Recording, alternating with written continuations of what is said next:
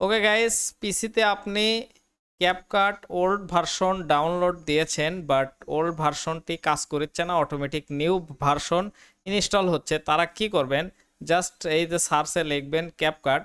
CapCut লেখার পরে এই যে ওপেন ফাইল লোকেশনে যাবেন, যাওয়ার পরে দেখবেন যে আপনি যতগুলো আপডেট আছে এখানে সব কিছু শো করছে। বাট আপনি কি করবেন, 2.3 অর্থাৎ ওল্ড যে ভার্সন আছে সেটাকে জাস্ট এইখান থেকে আমি দেখাই, এটা কেটে দিয়ে দেখাই। এখান থেকে জাস্ট ওপেন দেবেন, একটুখানি লোডিং হবে। লোডিং হওয়ার পর পরে কিন্তু এইখানে ওপেন হবে, একটুখানি অপেক্ষা করুন।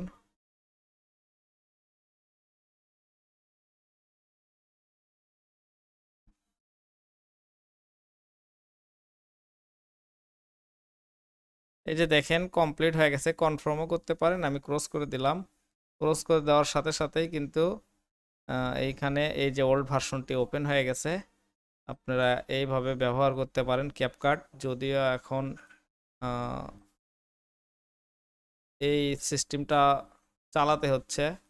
এই যে দেখেন আমি এখন এরপর উঠাইলাম, জাস্ট সব কিছু ওল্ড ভার্সনে করতে পারবেন।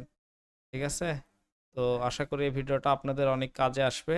ভিডিওটি ভালো লাগলে একটা লাইক আর একটা কমেন্ট করবেন।